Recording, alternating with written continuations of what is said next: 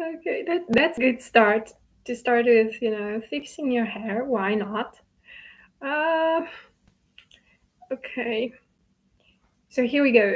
In today's video, I'm gonna tell you more about my very first three jobs. I will be telling you more about the very first three jobs that I did as an English teacher. And I'll be telling you about things that were recurring in my life later on, that repeated later on in my life. And what I have to tell you is that, the very first time I taught anyone, it was my brother in law. And this thing pretty much repeated in my life as later on I observed people who are similar to other people whom I believed are somehow related with my immediate family. So,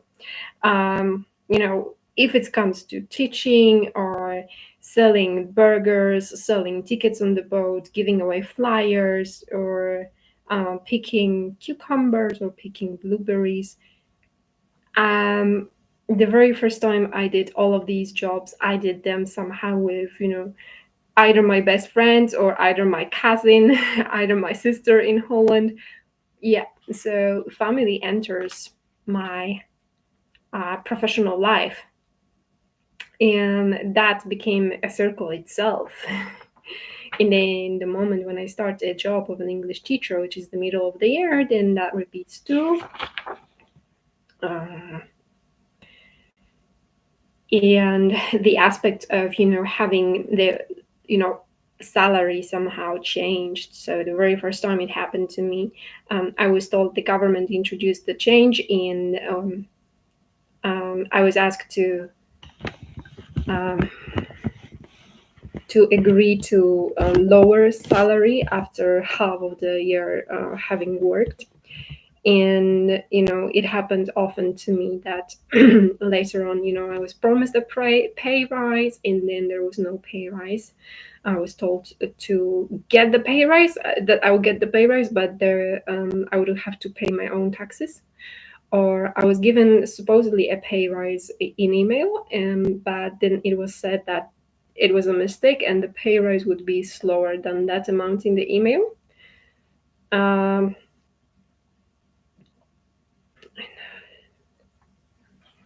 and I would have, yes, oh, when being employed, I had the amount that I agreed to with my future boss, and before signing the agreement, I was told, that I was changed the amount per hour, and I just said during that time that I didn't have teacher's qualifications, which was pretty much, I think, obvious in my CV that it was not there, so I didn't have it. But when I said that right before signing the agreement, my salary was changed in comparison to what we were supposed to, what we talked about. Okay, right. Um, so the very first school, my boss Marisha, I taught her niece, and her niece was similar to one of my flatmates. Her second niece was similar to my yet another flatmate. After many, many years, I lived with those girls. And my boss Marisha is similar to my brother in law. Um, she's got a very characteristic, very subtle beard that's a little bit longer, and maybe even in the shape of a triangle. So it gives you the impression that the entire jawline is lighter. Um, yeah, and what I want to tell you here is that I wanted to, finish the job with the end of the school year, but there was one more month that my boss wanted me to stay. I didn't feel like staying, but I stayed this 1 month so that, she wouldn't have to, put some effort and just come for 1 month. It's stupid.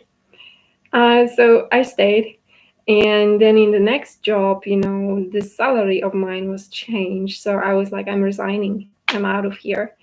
And my boss was like, okay, so we can keep your salary, you can keep your salary, and you can stay till the end of the school year. And therefore I stayed. And I think it was because, I was willing to help my first job and do something for her I didn't want to. And then in my second job, my second boss was doing that for me. Yeah. So what's really intriguing in the first job, I forgot to leave the keys, and keys in magic are very important.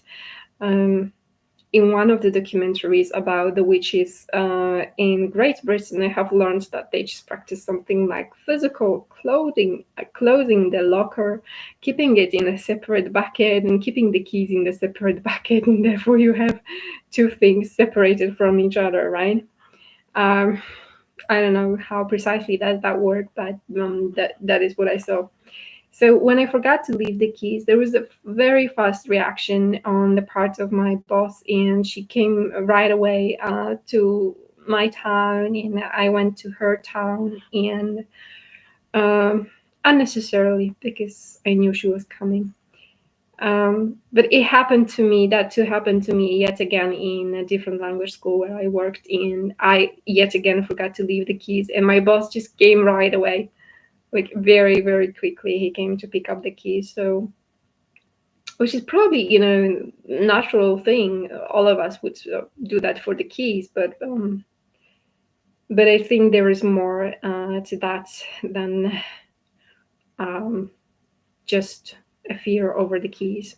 And the reason why I think so is because my own dad was a locksmith, and when he died, there was a lot of dialogue with the way he died, with what I wrote, and therefore I think this physical trade of his, that was a locksmith, that was a job connected to do with locks in houses, was connected with somehow with the idea that one could feel really guilty after my dad was gone. Um, so that's something I write to more in yet another article that's gonna be coming soon. And uh, and then in the second job, I wasn't given the right help. I wasn't given the games. I would just sit and spend a lot of time on doing the research, and that didn't seem to bring any effects. And in my second job, yet again, I had the boss with blonde hair, tall woman, a slim woman, Miss Agnieszka. And years later, I lived in Krakow with a woman called named Beata. Beata was smaller, but they had the same type of hair. Just it was blonde hair, but it was thicker. It wasn't as that bright hair, and they had the same type of a fringe too, and I would say the same proportions of the face too. But, so in that job, I was supposed to get the. Let me just. So I was told that I would have a visit, like every 2 weeks, maybe. Yeah, I think it was that every 2 weeks I would have a visit. And sure thing, I didn't want to have a visit every 2 weeks. But it turned out that I had one visit only during a year. And other than that, I was left on my own, although it was presented to me that, if anything, then I can call. And whenever I try to somehow swap the games, then I wouldn't receive anything in return. So at the beginning, just I got the link to some games, and for me, it was never enough.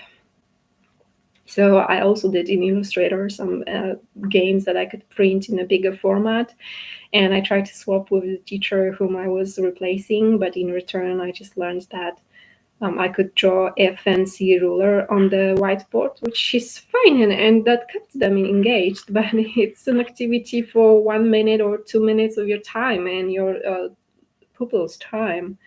So, so I was looking for something, more effective from a teacher who got employed from a language school to a state school. That meant something, right? Um, yeah, and in that school we had this, conversation over the money because the government introduced changes. Um, okay, and then in the last school, that's actually a school run by Jewish women,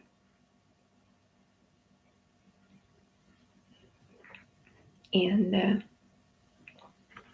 what can I say? Uh, uh, uh, uh, uh. Um, what I want to tell you about that particular school, Britannia, is that I actually enjoyed working there, and is that I have learned a lot over there, and I have received the link to games that were very much meeting my needs. Like there would be a meeting every Tuesday with Agination, and I would be provided just games for children for free, and that was really uh, something that helped me in my life of a teacher. Because a lot of the times, a lot of the things that are on the internet, you think that everything is there, and maybe you're a great researcher, and maybe you access those things easily and fast. Sometimes for me, it just took years to find something that would work, that would be a source I would be coming back to. So when I got education, it really made my life of a teacher much easier, and it really helped me to build my self-esteem, which was for me it was important. And as you will learn later on in other videos, you will also learn that there was a blame game too in my life, professional life of an English teacher.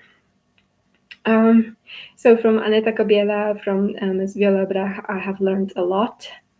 And what I want to tell you is that over there, I met yet again people who, well, the person who married into my family has, women in his family with black hair, in dark brown eyes, in very slim type of face. Some of them can be also beautiful women. Mm. So here's a story that I went to a beautician, and I have learned that you might have parasites, you might have fungus, you might have this, you might have that. There is no youth procedure for you, and I feel bad and ashamed. And I opened the door as I was leaving the office, and there I see a colleague from my language school, Britannia, where I worked, and who actually is somehow related, very very similar to a man who married into my family. Yeah, that's one of the ladies. And there was yet another one. I told you about the story, the argument over fun, which is the argument over the door that was kept open. So they argued about keeping physical door opened, and having the door closed or having the door opened is yet another magical concept.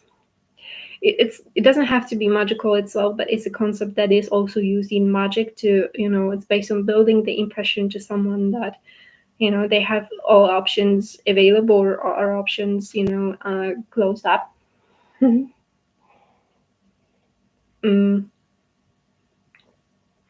that was the argument, and that was the time when I saw a woman who looked has some Dutch features in the way she looks, and that's not one-to-one ideal portrait of her, no, but it's about the oval face, it's about straight hair and the parting in the middle of it, and it's about this Dutch, that quite Dutch forehead that I would see in the paintings. But in Dutch paintings, this type of forehead is more like spacious, and it's about bigger eyes. And when you look at these women, I saw more of these, then you see that Their hair is very similar color to their color of their face, and their eyes seem to be lacking pigment, so it's all like the reception of somebody with no contrast, with not a lot of contrast in the way they look. So that was the lady from and the conflict over fan. And I studied English with somebody who was similar to her, with, I believe, with her daughter.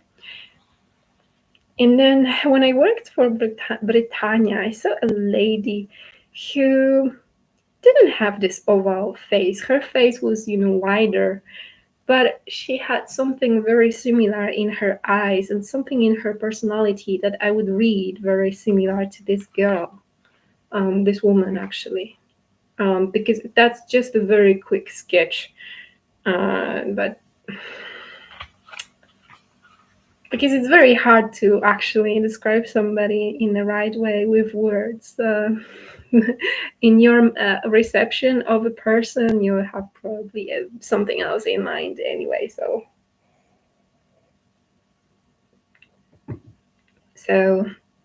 that lady's daughter was a student with me, and maybe yet another daughter of her who was very, very similar to her mom and to her sister worked with me in the strip club.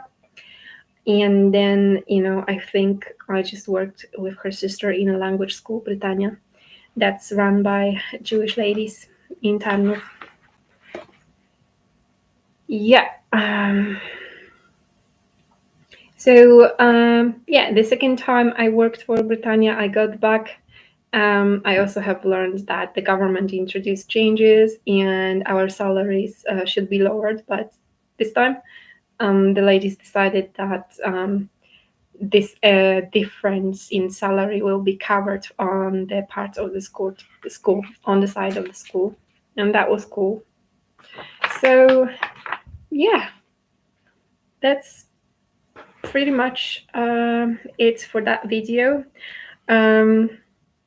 So my belief is, as in every of these schools, I could see people that I later, many years later, lived with them, or in the past, I saw my parents having an argument with those people, or I worked with them, like, in a strip club, or I studied with them. Yeah. Therefore, I think, the topic in which I started to teach my own family, and then I think I kept on doing so. And, it was already when I was a teacher, but still a freshman, that I started to teach my sister's children. And and I remember this very, very well because when I had those very first lessons, and it's obvious that I didn't have a lot of experience, yes, as I was a freshman. But when having those very first lessons, I had my sister watching, I had her husband watching, and there were, two children that I taught, and there was me. So there were altogether 5 people in the room, in a very small room, and those were my probably first experiences with teaching English children. Or maybe I had already some experience, but I still was like wondering how to teach them. So for me, that was a little bit traumatizing experience because I had watchers, and I think that having watchers later repeated in my life, especially during Corona time and teaching online, I always had this impression that the parents could just go and have a look, but some of the parents just want to have a time off when their children are busy with studying, and some of the parents are those navigating, checking out on children and being curious what's the quality of the lesson. So it always felt when teaching online that you had this extra supervision, this extra, quality checkups on part of some of the parents. Mm, yeah, and other than that, then just sometimes teachers would enter your classroom to get the scissors, get the something from the class, and then by the way look around. But maybe they really went there just for the scissors. How do you know? Okay, so as you know, Piglet will be on sale in 2 weeks' time. Piglet will be on sale on the 28th. Um, oh, forgive me. It will be. I hope I will not be late with the very first day. 28 is on sale. But still, we have 2 weeks to reach out and to get free PDF version of Piglet, and to study it, to read it, and then you could come up with the review if you like. Um, and yeah, so reach out at lkinga788@gmail.com. And to check out my course, Amelia, clicking the link in the description below, so you'll find all the info in the description of the film on my website, on my Facebook and Instagram account, and yeah. So if you like this video, like, share, and subscribe.